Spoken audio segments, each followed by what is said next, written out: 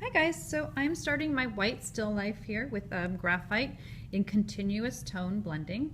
It's a good time to start to learn how to use this little handy tool. This is called a blending stick.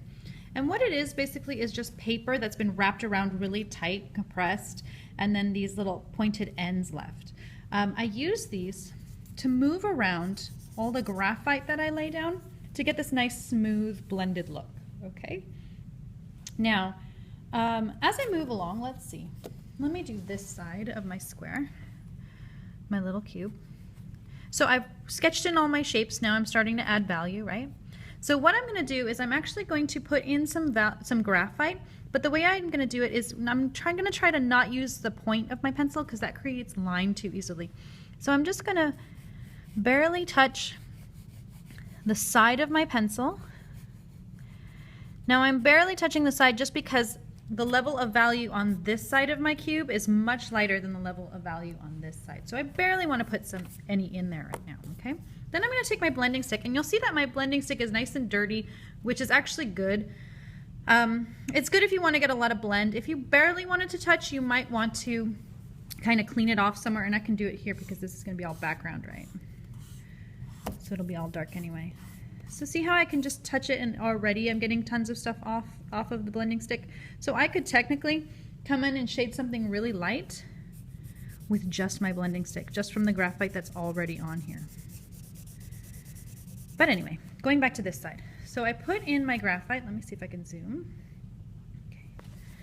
And I'm going to just barely touch my blending stick to that, moving around this graphite that I've already put down. Now I like to work in circular motions because I think that gives a really nice smooth blended out look so you don't have anything too streaky. And I'm going to go right up to this edge.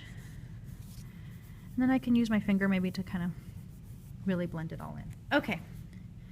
Now I have a cube here with two very different levels of value on either side, right? Now see all these lines that I use to sketch in my overall shape? Now I'm going to want to get rid of all of those eventually because real things in real life, they're not outlined, right? These lines that we see are really just differences in value on different planes. So when I go to fill in my background, it's going to be really easy to get rid of all the outlines, all the edges that touch the background, right? Those are just going to blend right into whatever dark background I create.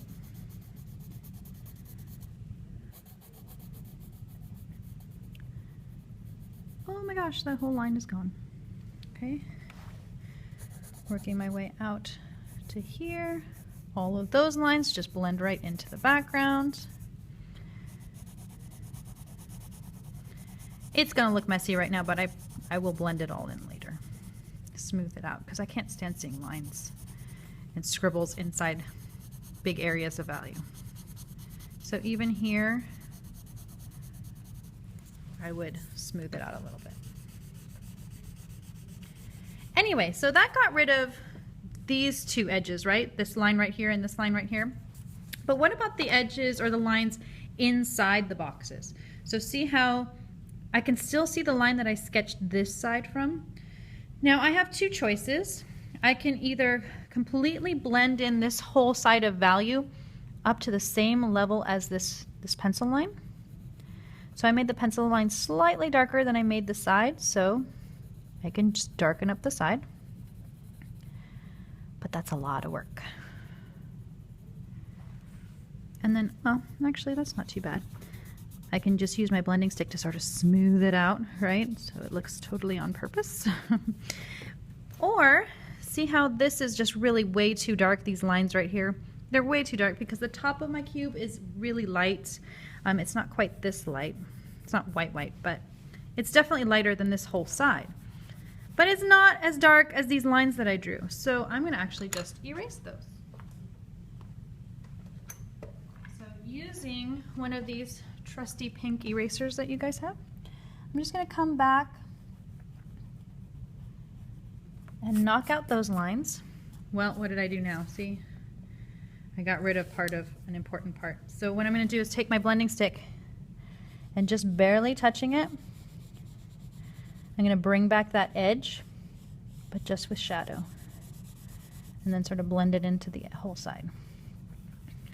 So see how we can still see an edge right here, this line? We can still sort of not see a line, but we can see a difference between this plane and this plane and this plane, right? And it's all just done with value, no outline.